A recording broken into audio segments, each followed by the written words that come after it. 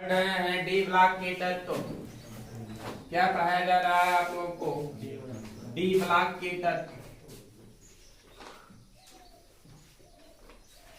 D block elements के बारे में हमने आप लोगों से चर्चा कर लिया था और हमने बताया था डी ब्लॉक के एलिमेंट्स के बाह्य कोश का इलेक्ट्रॉनिक विन्यास कितना होता है। बाह्य कोश का इलेक्ट्रॉनिक विन्यास हमने बताया था n2 होता है, जबकि बाह्य कोश से पिछले कोश का इलेक्ट्रॉनिक विन्यास कितना होता है आपका n-1s2, n-1 p6 और n-1 d1 to 10।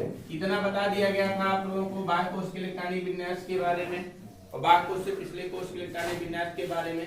बाह्य कोश और बाह्य कोश से पिछले कोश के इलेक्ट्रॉनिक विन्यास के बारे में देखने पर यह स्पष्ट होता है कि ये आपका बाह्य कोश है जो कि ये भी क्या है आपका अपूर्ण है।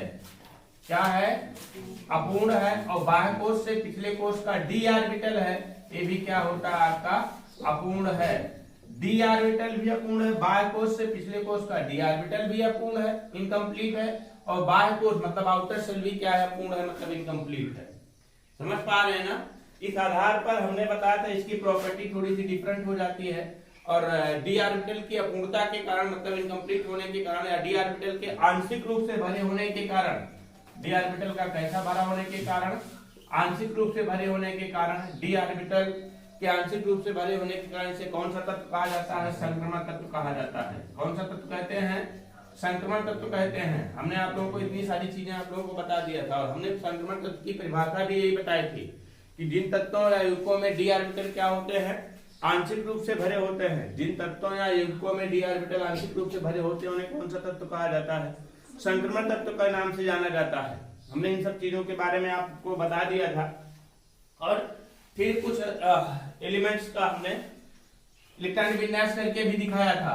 तो आज मैं यहाँ पर आप लोगों को बताऊंगा डी ब्लॉक के तत्वों की आवर्त सारणी में स्थिति क्या है और इनको कहते क्या क्या है। एक बार हम रफली फिगर बना लेते हैं पीरियोडिक टेबल का, तभी आनंद आएगा समझने में, तभी हम लोग आसानी से समझ सकते हैं। रफली फिगर बना लेते हैं 1 2 1 2 3 4 5 6 7 8 9 10 1 2 3 4 5 6 7 8 9 10।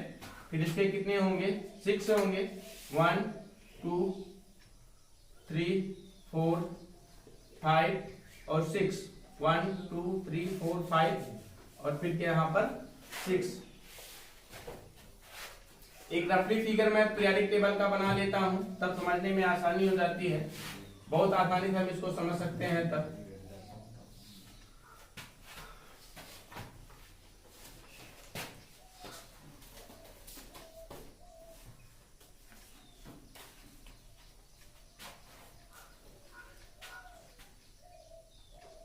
और छोटा सा हो गया लेकिन चलो।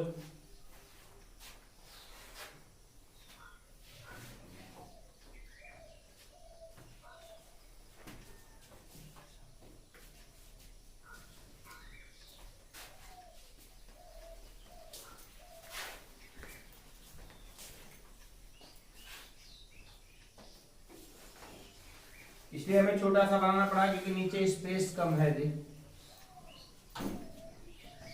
ठीक है, ये आपका पीरियोडिक टेबल का एक प्रारूप बन गया। ये आपका क्या है? आपका एस ब्लॉक है। क्या है आपका? एस ब्लॉक है ना। ये क्या है आपका?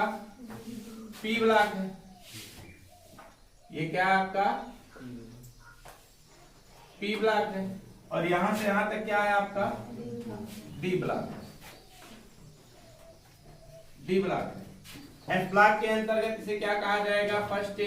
इसे क्या कहा जाएगा? आपका सेकंड ए। इसे कहेंगे हम third B, fourth B, fifth B, sixth B, seventh B और एट्थ। एट्थ के अंतर्गत कितने? 8 9 10। एक ज्यादा है, कल भी एक ज्यादा हो गया था।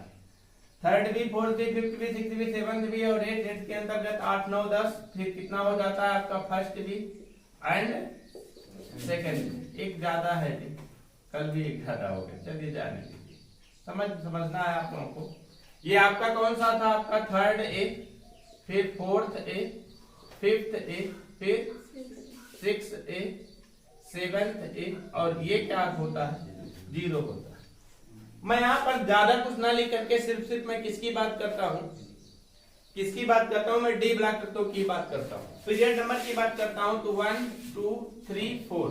मैंने बताया था आप लोगों से कि पीरियड नंबर 4 से ही क्या शुरू होते हैं, आपके डी ब्लॉक के एलिमेंट शुरू होते हैं। पीरियड नंबर 4 के एलिमेंट्स को हम लिख लेते हैं, बाकी सारे तो आप लोग जानते ही हैं। मैं पीरियड नंबर 4 के एलिमेंट्स को मैं लिखने का सिर्फ प्रयास कर रहा हूँ। पीरियड नंबर 4 के एलिमेंट्स में लिखने का प्रयास कर रहा हूँ तो क्या होता है 4 में यहाँ पर क्या होगा, सबसे पहले पोटेशियम होगा, फिर कैल्शियम होगा ना, स्ट्रांसियम होगा, सॉरी स्कैंडियम होगा। स्कैंडियम के बाद कौन सा, टाइटेनियम होता है, फिर वेनेडियम होता है, फिर क्रोमियम होता है, मैग्नीज होता है, आयरन होता है, फिर कोबाल्ट, निकेल, कॉपर और जिंक। अगर मैं बात करता हूँ एटॉमिक नंबर की, इसका 19, इसका 20, 21, 22, 23, 24, 25, 26, 27, 28, 29 और 30, यही होता है। देखिए मैं यहाँ पर आप लोगों को इलेक्ट्रॉनिक विन्यास करके दिखाऊंगा स्कैंडियम का इलेक्ट्रॉनिक विन्यास करके मैं दिखाऊंगा। मैं बताने जा रहा हूँ कि आवर्त सारणी में स्थिति और इसकी सीरीज को कहते क्या क्या है, कौन सी सीरीज कहा जाता है, मैं मेनली यही बताने का प्रयास कर रहा हूँ आप लोगों से। तो क्या है आपका यहाँ पर स्कैंडियम का एटॉमिक नंबर क्या होता है आपका 21। इलेक्ट्रॉनिक ट्रांसलेशन करते हैं 1s2 2s2 2p6। अच्छा एक बात जान लीजिए, यह ब्लॉक हमने नहीं दिखाया है, और ब्लॉक कवर साइड में नीचे होता है, हमने दिखाया नहीं है ना। तो क्या हो जाता है 1s2 2s2 2p6, फिर कितना हो जाता है 3s2 3p6, फिर 3d1 और फिर क्या 4s2, यही होगा ना। देख लिए 2 2 4 6 4 10 2 12 6 18 18 2 20 और 21। अगर मैं बात करता हूँ टाइटेनियम की तो इसका इलेक्ट्रॉनिक कॉन्फिगरेशन कितना हो जाएगा, ये तो सब सेम होगा, यहाँ तक सब सेम होगा। क्या हो जाएगा 3d2 4s2, मतलब कि यहाँ पर इलेक्ट्रॉन भरेगा, कहाँ तक भरेगा 3d10 तक बनेगा और 4s2 तक होगा, और लास्ट में जो आएगा आपका कितना है, किसका आएगा, जिंक का आएगा ना, यही तो होगा। ध्यान से समझिए हमारी बात को। पीरियड नंबर 4 के एलिमेंट्स थे, तो इलेक्ट्रॉन कहाँ भरा आपका, बोलो किसमें भरा, 3d में भरा ना। इलेक्ट्रॉन कहाँ फिलअप हो रहा है, 3d में, मतलब कि पीरियड नंबर 4 का इलेक्ट्रॉन भरता कहाँ है, 3d में भरता है, यही तो भरता है। और पीरियड नंबर 5 का इलेक्ट्रॉन कहाँ भरेगा, आप लोग दिमाग से बताइए, 4d में भरेगा, और 6 का 5d में भरेगा, और 7 का 6d में भरेगा, यही तो होगा। अब मैं आप लोगों की स्थिति यहाँ बताने का प्रयास कर रहा हूँ कि इसकी स्थिति क्या है डी ब्लॉक तत्वों की। तो डी ब्लॉक तत्व की स्थिति कहाँ है, एस और पी ब्लॉक के बीच में कितने खड़े कॉलम में, 10 खड़े कॉलम। एस और पी ब्लॉक के बीच में कितने खड़े कॉलम में, 10 खड़े कॉलम में। और इन 10 खड़े कॉलमों का नाम कौन सा हम क्या देंगे, थर्ड बी से लेकर के सेकंड बी तक, या इसी को कह सकते हैं कितना 3 4 5 6 7 फिर 8 9 10 11 और 12, मतलब कहां से कहां तक, 3 से लेकर के 12 तक, या कहेंगे कहां से कहां तक, थर्ड बी से लेकर के कहां तक, सेकंड बी तक, यही होता है ना। इसमें आप लोगों के बारे में आप लोगों को हमने पहले ही बता दिया है कि जिंक वर्ग को छोड़ करके, जिंक में क्योंकि सभी जिंक वर्ग की बात करते हैं, तो देखिए बेटा यहाँ देखिए 3d1 से शुरू हुआ d10 तक भरा, यहाँ 4d1 से शुरू होगा 4d10 तक भरेगा, 5d1 से शुरू होगा 5d10 तक भरेगा, और 6d1 से शुरू होगा 6d10 तक भरेगा। तो हम कहेंगे कि जिंक वर्ग में जितने भी जिंक वर्ग के एलिमेंट्स होंगे, यहाँ पर जिंक वर्ग के एलिमेंट्स कौन कौन से हैं जी, जिंक वर्ग के एलिमेंट्स कौन से हैं आपके, जिंक कैडमियम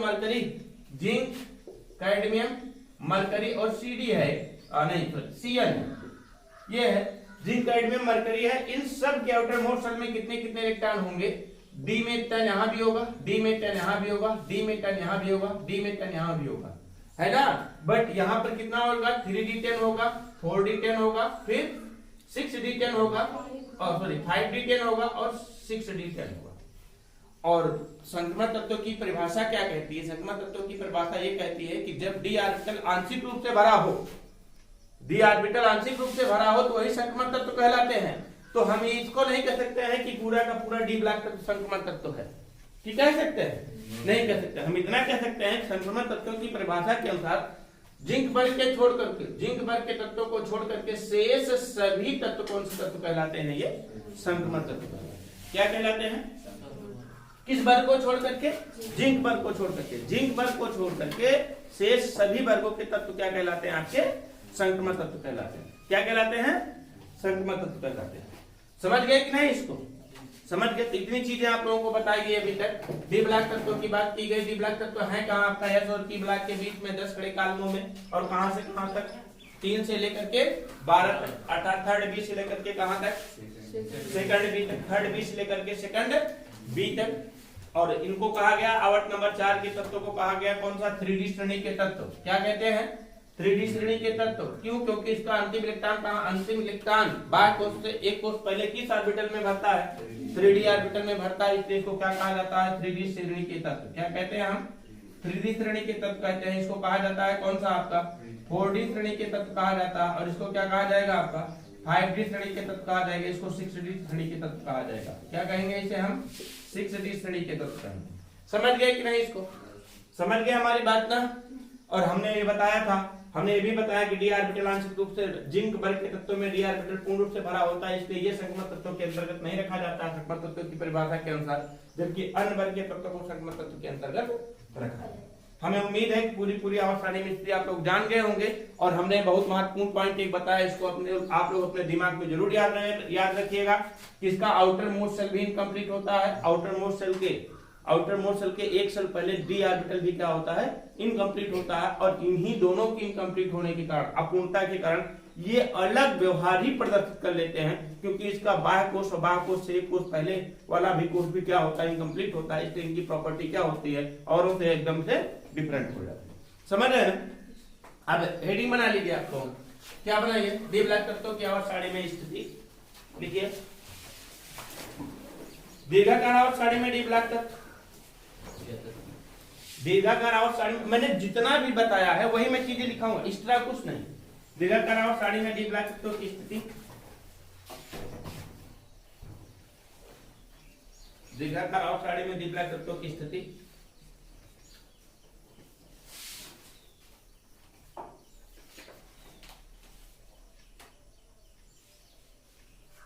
कहां पर? यस और पी ब्लॉक के बीच में, यस और पी ब्लॉक के बीच में, यस और पी ब्लॉक के बीच में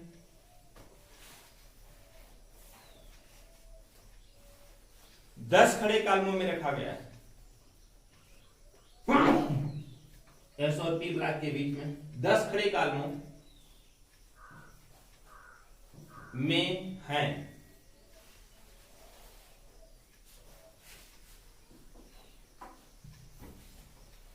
इन्हें क्रम था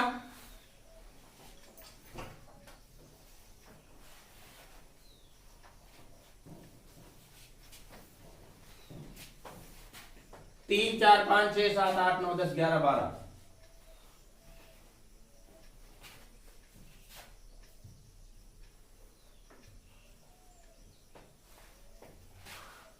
या रोमन अंकों में भी लिख लोगे। Third B, fourth B, fifth B, six B, seventh B, eight के अंतर्गत 8, 9, 10 फर्स्ट बी और सेकंड बी में रखा गया है।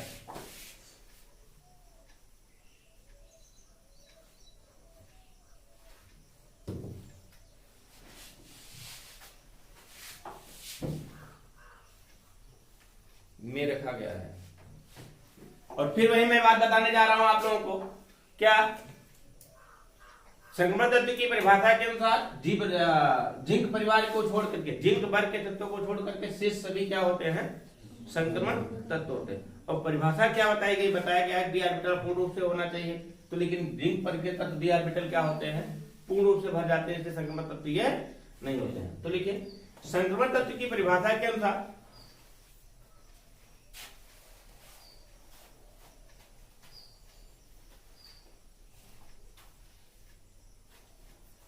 संक्रमण तत्वों की परिभाषा के अनुसार जिंक वर्ग को छोड़कर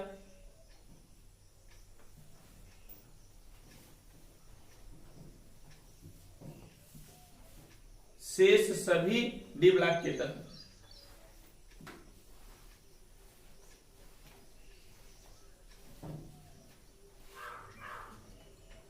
क्या कह रहे हैं? संक्रमण तत्व कहते हैं।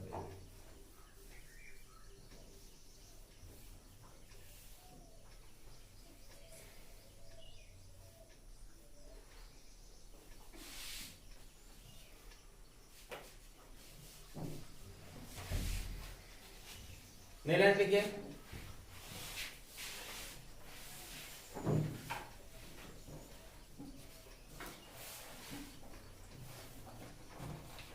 देखिए आवर्त सारणी में आवर्त सारणी के दीर्घ आवर्तों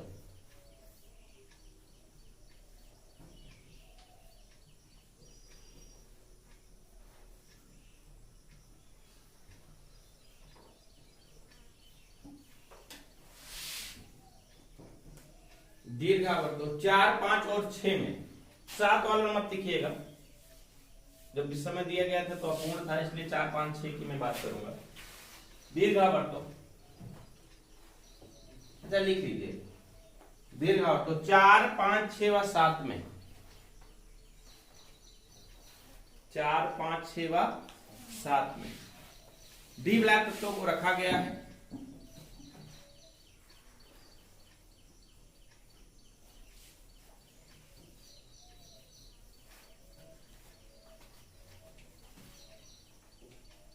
जिन्हें क्रमशः कौन सी श्रेणी के तत्व कहते हैं?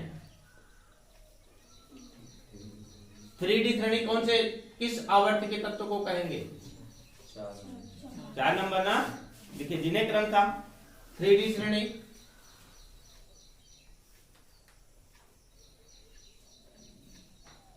फोर डी श्रेणी,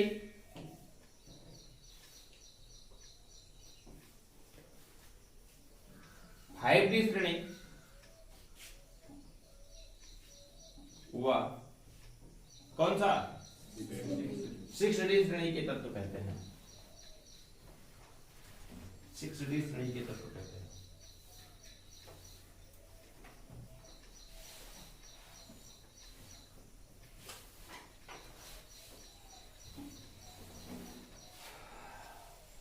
यह ब्लॉक की स्थिति मैं बाद में बताऊंगा, या तो थोड़ा सा समझ जाइए आप लोग इस ब्लॉक के बारे में, थोड़ा सा यहाँ पर समझ जाइए।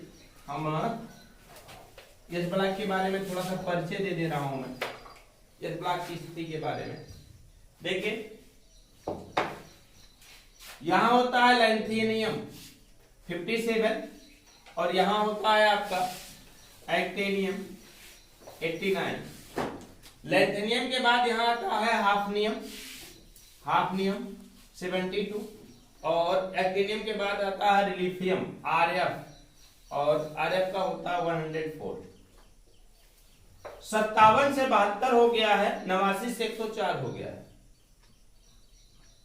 देखिए 57 से 72 हो गया है, 89 से 104 हो गया है। बीच के 14 तत्व यहां से गायब है, बीच के 14 तत्व यहां से गायब है। मैं बात करता हूं किस नंबर पीरियड के हैं ये, तो 6 नंबर के हैं और 7 नंबर पीरियड्स के एलिमेंट्स के हैं। ध्यान से समझ पा रहे हैं ना? कितना 57 से कितना हो गया आपका 72 हो गया और 89 से कितना हो गया आपका 104 हो गया। 57 से 72 के बीच में आप लोग देखेंगे मतलब कि 58 से लेकर के कहां तक 71 तक के तत्वों को यहां पर देखिए मैं बात करके बता देता हूं आप लोगों को, थोड़ा सा और पढ़ लीजिए इसके बारे में, क्योंकि पीरियोडिक टेबल बहुत सारे बच्चे ऐसे होंगे जो कि 11th में पढ़े हैं भी नहीं पढ़े हैं, इसको तो मैं नहीं बता सकता हूं, लेकिन 11th में पढ़े होंगे तो और बेटर होगा। 1 2 3 4 5 6 7 8 9 10 11 12 13, चलो एक और मैं बना देता हूं यहाँ पर 14 ना। देखिए 57 के बाद के तत्वों को नीचे रख दिया गया है। कहां तक, कहां से 58 से लेकर के 71 तक। 58 होता है कौन सा आपका ये है आपका लैंथेनियम LA है जी, LA है, लैंथेनियम है। लैंथेनियम के आगे के 14 तत्व, लैंथेनियम के आगे के 14 तत्व अर्थात कहां से कहां तक लेकर के 57 के आगे के अर्थात 58 से लेकर के कहां तक 71 तक। 71 होता है बेटा ल्यूटीशियम, इसका नाम क्या होगा 58 के बाद का अभी बताता हूँ। सीजियम, सॉरी सीजियम होगा, SC, सीजियम CS, चलिए CE 58 से लेकर के कहां तक है, 78 तक अर्थात ल्यूटीशियम तक के तत्वों को, 89 के आगे के तत्व 14 तत्व अर्थात 90 थोरियम से लेकर के लॉरेंशियम LR 103 तक के 14 तत्वों का और साड़ी में नीचे स्थान दिया गया है, जिन्हें क्या कहते हैं, हम क्या कहते हैं, इन्हें कहा जाता है एक्टिनाइट लैंथेनाइट श्रेणी के तत्व, और इन्हें कहा जाता है कौन सा, एक्टिनाइट श्रेणी के तत्व। ये 14 तत्व हैं और इन्हें क्या कहा जाता है, कौन सा, यह ब्लॉक एलिमेंट्स। क्या कहते हैं हम, एफ ब्लॉक एलिमेंट्स के नाम से जाना जाता है, एफ ब्लॉक एलिमेंट्स है। 14 तत्व ही क्यों है, 14 तत्व इसलिए है क्योंकि यहाँ से F1 से भरना शुरू होगा और कहां तक भर जाएगा, लेटेस्ट में F14 तक होगा कि नहीं होगा, तभी तो 14 तत्व आएंगे। जैसे बेटा आप लोगों को पता होना चाहिए पीरियोडिक टेबल, मैं तो यहाँ पर मुझे हमें लग रहा है कि डी ब्लॉक से ज्यादा मैं पीरियोडिक टेबल के बारे में बता रहा हूँ ऐसा है कि नहीं, लेकिन फिर भी समझ जाइए, आपको पता होना चाहिए कि यस में 2 इलेक्ट्रॉन होते हैं, यस में इलेक्ट्रॉनों की संख्या 2 होती है तो 2 वर्ग, पी में इलेक्ट्रॉनों की संख्या कितनी होती है, 6 होती है तो पूरे 6 वर्ग, और डी में इलेक्ट्रॉनों की संख्या 10 होती है तो पूरे 10 वर्ग, और एफ में इलेक्ट्रॉनों की संख्या कितनी होती है, 14 होती है तो 14 तत्वों को रखा गया। मतलब कि S1 से S2 तक भरेगा, P1 से P6 तक भरेगा, है कि नहीं, S1 से S2 तक भरेगा, P1 से P6 तक भरेगा, D1 से D10 तक भरेगा और F1 से F14 तक भरेगा। वही वह पूरा इलेक्ट्रॉन पूरा आवर्त सारणी उसी पर बनी ही है, समझ पा रहे ना। तो मैं यहाँ से बात करने जा रहा था ब्लॉक तत्व के, ब्लॉक एलिमेंट्स की। तो आवर्त नंबर 6 में 57 के आगे के 14 तत्व था, लैंथेनियम के आगे के 14 तत्व 18, एटॉमिक नंबर 58 था, सीजियम से लेकर के 71 तक अर्थात ल्यूटीशियम तक के 14 तत्वों का और साड़ी में नीचे स्थान दिया गया है, जिन्हें लैंथेनाइट श्रेणी के तत्व कहते हैं, क्योंकि ये सभी तत्व लैंथेनियम के आगे के हैं। इसी तरीके से 89 के आगे के 14 तत्व अर्थात 89 के अर्थात एक्टिनियम के आगे के 14 तत्व, 90 अर्थात थोरियम से लेकर के 103 अर्थात लॉरेंशियम तक के 14 तत्वों का और साड़ी में नीचे स्थान दिया गया है, जिन्हें क्या कहते हैं हम, एक्टिनाइट श्रेणी के तत्व कहा जाता है, क्योंकि एक्टिनियम के आगे के हैं। बात आती है ब्लॉक की, मैं एक चीज और बता देता हूँ ब्लॉक तत्वों के बारे में। यह डी ब्लॉक के तत्वों में इलेक्ट्रॉन कहां भरते थे, आउटर मोस्ट शेल से एक सेल पहले ना, समझिए हमारी बात को। डी ब्लॉक तत्वों में इलेक्ट्रॉन कहां भरते थे, आउटर मोस्ट शेल से एक सेल पहले भरते थे, जबकि यह ब्लॉक एलिमेंट्स में इलेक्ट्रॉन कहां भरते हैं, आउटर मोस्ट शेल से 2 सेल पहले। कितना, 2 सेल पहले भरेंगे, और उन्हें कहा जाता था ट्रांजिशन एलिमेंट्स, और इन्हें क्या कहा जाएगा, इनर ट्रांजिशन एलिमेंट्स। उन्हें कहा जाता था संक्रमण तत्व, इन्हें क्या कहा जाएगा, आंतरिक संक्रमण तत्व। आंतरिक का मतलब कि बाहर कोष से 2 कोष पहले भरते हैं। और आपको बता दें होना चाहिए किस नंबर पीरियड का एलिमेंट है ये आपका, 6 नंबर पीरियड का एलिमेंट है। और जब 6 नंबर पीरियड का एलिमेंट है तो बाह्य कोष के बारे में आपको पता होना चाहिए, कितना हो जाएगा, 6 हो जाएगा। होगा कि नहीं होगा भाई, जिसका पीरियड नंबर जितना वही उसका आउटर मोस्ट सेल। तो 6 नंबर पीरियड के हैं तो आउटर सेल नंबर कितना हो जाएगा, 6 हो जाएगा। और फिर कितना पहले, 2 पहले भरेगा, मतलब कितने भरेगा आपका, 4F में भरेगा। ये किसका है, पीरियड नंबर कितने का है आपका, 7 का है। आउटर मोस्ट सेल 7 होगा, आउटर मोस्ट सेल 7 होगा तो आउटर मोस्ट सेल के 2 सेल पहले मतलब कितने भरेगा, 5 में भरेगा। मतलब कुल मिलाकर के हम कह सकते हैं कि सीजियम कितना होता है, सीजियम क्या होता है, सीजियम मतलब कि लैंथेनियम क्या होता है, लैंथेनियम की बात करता हूं मैं। लैंथेनियम कहां से, 4F1 से भरना शुरू होगा और कहां पर भरेगा, 4F14 तक भरेगा। और एक्टिनियम क्या होगा, एक्टिनाइट श्रेणी के तत्व क्या होंगे, 5F1 से भरना शुरू होगा और कहां तक भरेगा, 5F14 तक भरेगा। आगे इसके बारे में बहुत विस्तृत चर्चा की जाएगी, बहुत ज्यादा कुछ नहीं मुझे बताना है इसके बारे में। अब क्योंकि एफ ब्लॉक पढ़ना है तो वहां पर बताया जाना है, मुझे एक पॉइंट यहाँ पर लिखाया जाना था, सिर्फ मैं इतना लिखाना चाह रहा था कि पीरियड नंबर 6 में लैंथेनियम के आगे के 14 तत्व अर्थात 58 अर्थात सीजियम से लेकर के ल्यूटीशियम अर्थात 71 तक के तत्वों को लैंथेनाइट श्रेणी के तत्व कहा जाता है। जबकि पीरियड नंबर 7 में एक्टिनियम के आगे के 14 तत्व अर्थात 90 से लेकर के 90 थोरियम से लेकर के कहा 103 लॉरेंशियम तक के 14 तत्वों का और सारणी में नीचे स्थान दिया गया है, जिन्हें क्या कहते हैं, यह ब्लॉक के तत्व कहा जाता है। इसे लैंथेनाइट श्रेणी के तत्व कहते हैं। इसे क्या कहते हैं, एक्टिनाइट श्रेणी के तत्व कहते हैं। ये लैंथेनाइट श्रेणी का तत्व क्यों कहलाता है, क्योंकि ये सभी लैंथेनियम के आगे के हैं। और इन्हें एक्टिनाइट श्रेणी के तत्व क्यों कहते हैं, क्योंकि ये सभी किसके आगे के हैं, एक्टिनियम के आगे के। समझ रहे हैं ना। तो इसी चीज को नई लाइन से स्टार लगा करके कैसे भी करके अंडरलाइन करके कैसे भी करके लिख दीजिए आप लोग। आवर्त 6 में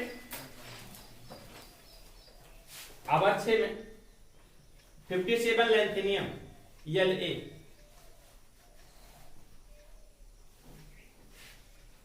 और 72 हाफनियम और 72 हाफनियम HF के बीच के 14 तत्व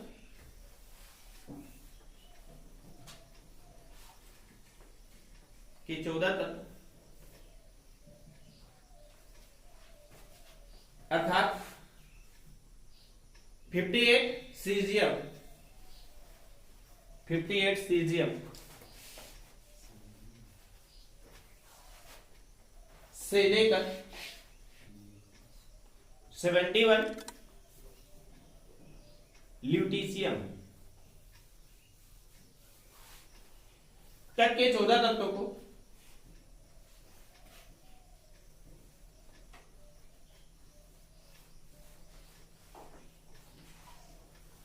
आवर्त सारणी में नीचे स्थान दिया गया है।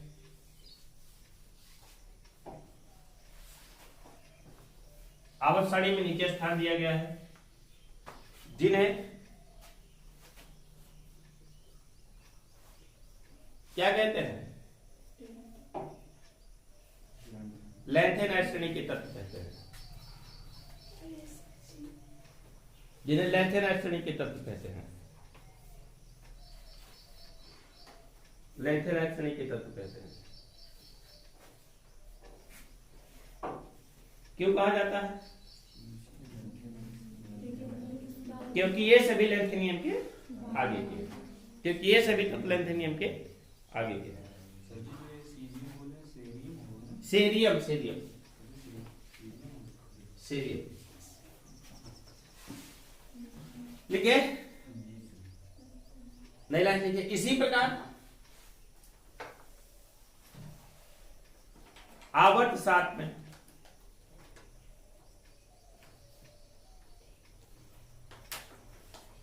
89 एक्टेनियम 89 एक्टेनियम और 104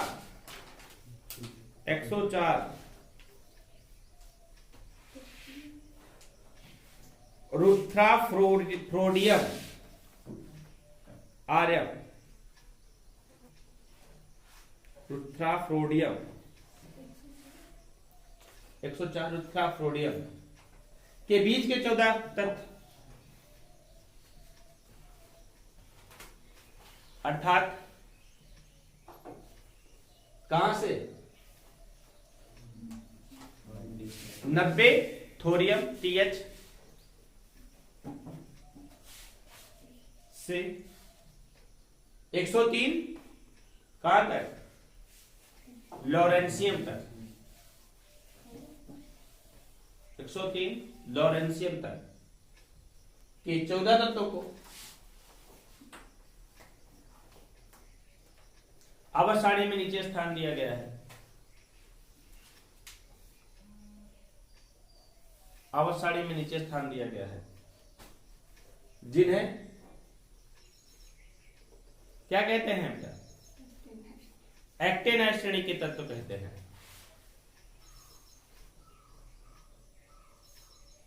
जिन्हें एक्टेनाइड श्रेणी के तत्व कहते हैं क्योंकि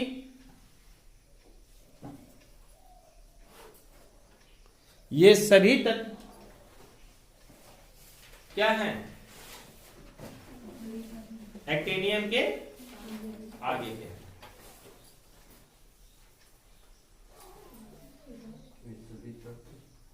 एक्टेनियम के आगे के,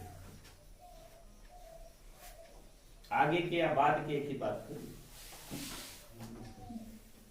एक्टेनियम के आगे के। एक पॉइंट और लिख लीजिए यहां पर, जो कि यह ब्लॉक में लिखा जाना है, लेकिन फिर भी मैं बता देता हूं कि लैंथेनाइड और एक्टेनाइड श्रेणी के तत्वों को समान रूप से क्या कहा जाता है? अर्थात देखिए, लैंथेनाइड और एक्टेनाइड श्रेणी के तत्वों को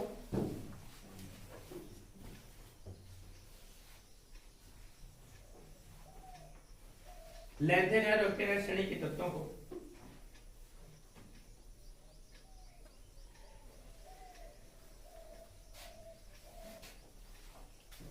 यह ब्लॉक तत्व कहते हैं,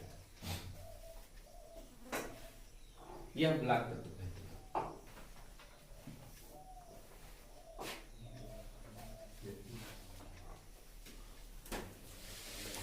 समझ गया ना? एक पॉइंट और लिख लीजिए, यह ब्लॉक तत्वों को हमने बताया क्या कहा जाता है? इनेट ट्रांजिशन एलिमेंट, आंतरिक संक्रमण तत्व।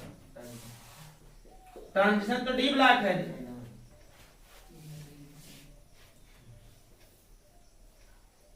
ठीक है। यह ब्लॉक तत्वों को आंतरिक संक्रमण तत्व, इनेट ट्रांजिशन एलिमेंट्स कहते हैं।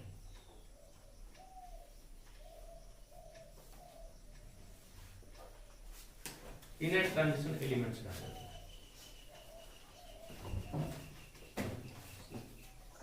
समझ गए ना? पीरियोडिक टेबल के बारे में लगभग सारी चीजें हमने बता दिया है, सब कुछ हो गया है। डी और एफ ब्लॉक जिसको मुझे पढ़ाना है मैं वहां तक आप लोगों को पहुंचा ले गया हूं। अब मुझे डी ब्लॉक भी पढ़ाना आसान हो जाएगा और यह ब्लॉक भी पढ़ाना आसान हो जाएगा।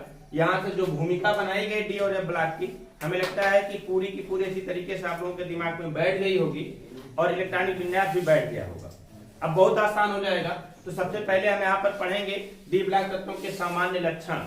अभी तक तो आप लोगों का यही बताया गया कि डी ब्लॉक है कहाँ पीरियोडिक टेबल में, इसका किस तरीके से इलेक्ट्रॉनिक कॉन्फ़िगरेशन होता है, ब्लॉक कहाँ से किस तरीके से इलेक्ट्रॉनिक कॉन्फ़िगरेशन होता है, और इसके अंतर्गत आपको डी ब्लॉक और एफ ब्लॉक पढ़ने भी है। तो आप लोगों को अब बताया जाएगा क्या आपका डी ब्लॉक तत्वों के सामान्य लक्षण। डी ब्लॉक तत्वों के सामान्य लक्षण मतलब पूरे का सामान्य लक्षण आपको बताया जाएगा, और फिर उसके बाद 3D संक्रमण श्रेणी के सामान्य लक्षण बताया जाएगा। फिर दो कंपाउंड पढ़ने हैं आप लोगों को, KMnO4, पोटेशियम परमैंगनेट। कौन कौन से कंपाउंड पढ़ने हैं आपको यहाँ पर डी ब्लॉक तत्वों के अंतर्गत? KMnO4 पढ़ना है, पोटेशियम परमैंगनेट पढ़ना है, और पोटेशियम डाइक्रोमेट K2Cr2O7 पढ़ना है। K2Cr2O7 दो कंपाउंड आप लोगों को पढ़ने हैं। बहरहाल ये नया टॉपिक जोड़ा गया है, पिछले 2-3 सालों से इसको हटा दिया गया था, और उसके पहले था भी, उसके पहले था ये पोटेशियम डाइक्रोमेट और KMnO4। बीच में 2 सालों से इसको काट दे रहे थे, लेकिन इस बार इसको नया जोड़ दिए हैं, जिसको आप लोगों को पुनः पढ़ना पड़ेगा।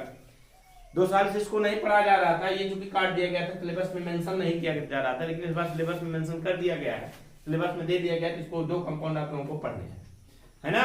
तो सबसे पहले आप लोग पढ़ेंगे डी ब्लॉक तत्वों के समान लक्षण। डी ब्लॉक तत्वों के समान लक्षण पढ़ने के बाद आप लोग 3D संक्रमण श्रेणी के तत्वों के समान लक्षण पढ़ेंगे, पूरा इसका समान लक्षण पढ़ेंगे। फिर 3D संक्रमण श्रेणी के तत्व कुछ कंपाउंड पढ़ेंगे, जैसे कि पोटेशियम परमैंगनेट, KMnO4। मैं बात करूंगा पोटेशियम परमैंगनेट, तो किस एलिमेंट्स का कंपाउंड है? ये मैंगनीज का है ना, और मैंगनीज है कहाँ आपका? और फिर K2Cr2O7 किस एलिमेंट्स का है? क्रोमियम का है, और क्रोमियम है कहाँ आपका? यहाँ पर। इसी दोनों के कंपाउंड आप लोगों को पढ़ने हैं, एक तो क्रोमियम का कंपाउंड पढ़ना है, एक किसका? मैंगनीज का कंपाउंड पढ़ना है। मैं कल पढ़ाऊंगा डी ब्लॉक तत्वों के सामान्य लक्षण।